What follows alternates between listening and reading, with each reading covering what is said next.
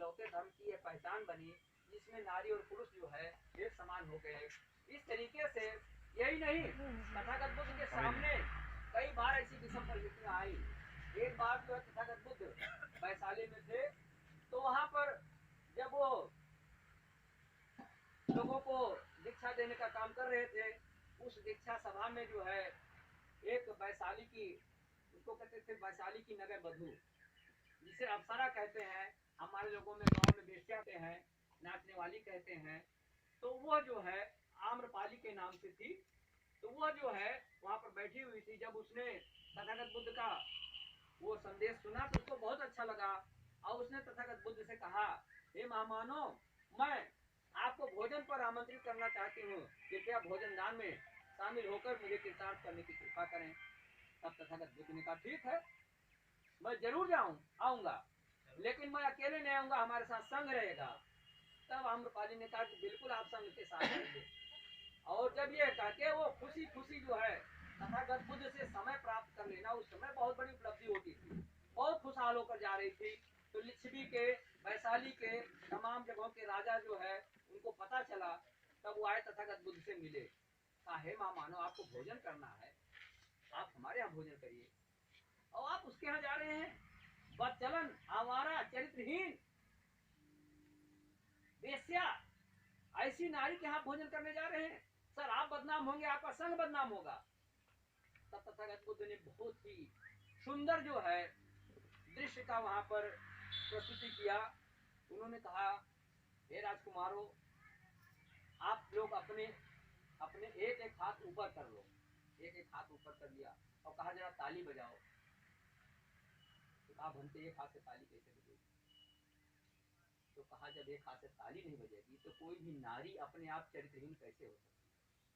उसको चरित्रहीन करने का काम जिस पुरुष ने किया, और विशेष रूप से राजाओं महाराजाओं ने किया, कितने राजाओं को आपने सामाजिक बहिष्कार किया, कितने राजाओं को आपने चरित्रहीन कहने का काम किया? नहीं किया ना?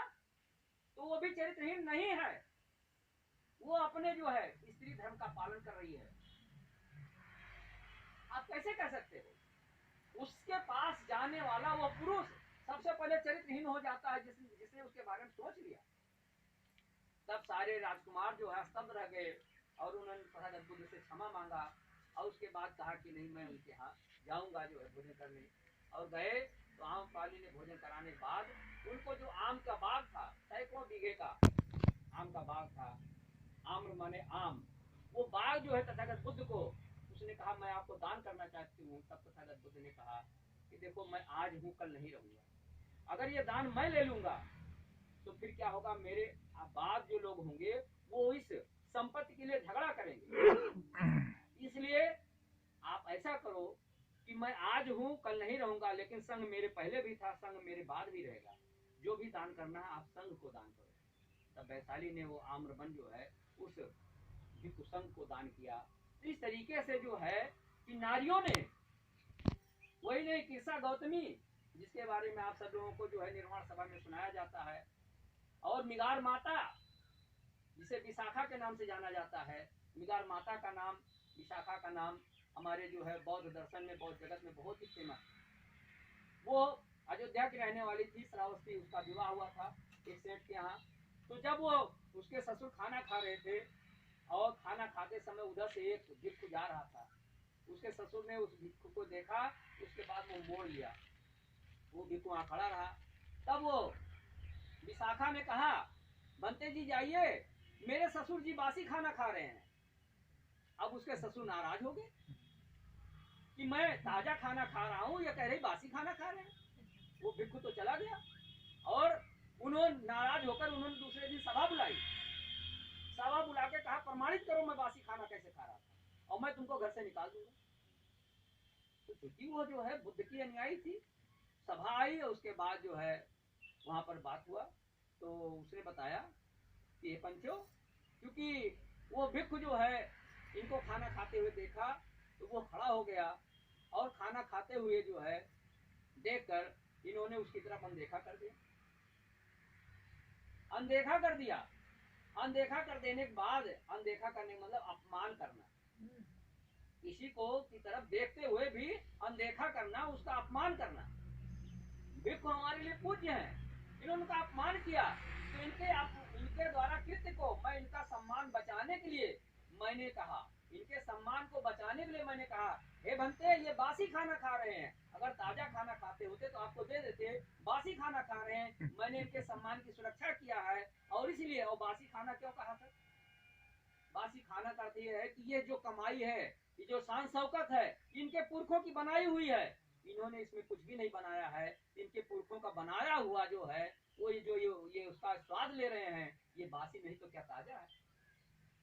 तब वो सेठ ने क्षमा मांगा, और उसके बाद फिर उसके ससुर ने अपनी बहू को कहा कि आज से तुम हमारी माता के समान हो, तुम धम दीक्षा देने का काम कर रही हो, तुमने दीक्षा दिया, मेरी आंखें खोल दिया है। तो कई बार उसके ऊपर चरित्र का लांछन उसके ससुर ने लगाया, लेकिन चूंकि वो जो है बुद्ध की अनुयायी थी और ज्ञानी थी, पारखी थी, तो बार बार जो है उस बात को साबित करती थी कि हाँ हमारे ससुर जो है क्योंकि जानकार नहीं है, मैं इनके सम्मान में जो कुछ कहती हूँ। तो इस तरीके से निगार माता ने जो है ये काम किया। तो यह जो है बुद्ध का दर्शन जो है, यह किसी एक जगह के लिए नहीं है, इसकी कोई सीमा नहीं, कोई सीमा नहीं है। यह जो है दुनिया की सारी सीमाओं से, तमाम धर्म जो है कहते हैं कि 2 देश 3 देश में है, इसकी सीमाएं सीमित हैं, कुछ प्रदेशों में है। जैसे हमारे यहाँ जैन धर्म है, वो जो है कुछ जिलों तक सीमित गया है, वो ज्यादा नहीं है। लेकिन बौद्ध का धर्म जो है और जैन जो है तथागत बुद्ध से पहले पैदा हुए थे महावीर स्वामी, लेकिन इसके बावजूद क्योंकि वो मध्यम मार्गी नहीं है इसलिए वो सीमित गया, और ये मध्यम मार्गी है इसलिए असीमित हो गया। कोई भी देश काल परिस्थिति नहीं है, कोई भी सीमाएं नहीं है जो यह संकुचित हो। और सबसे बड़ी संख्या में दुनिया में नंबर 1 पर सबसे ज्यादा पॉपुलेशन है बौद्ध धर्म के मानने वालों की। तो इसलिए जो है बुद्ध का धर्म जो है यह मानव के लिए सदा कल्याणकारी था।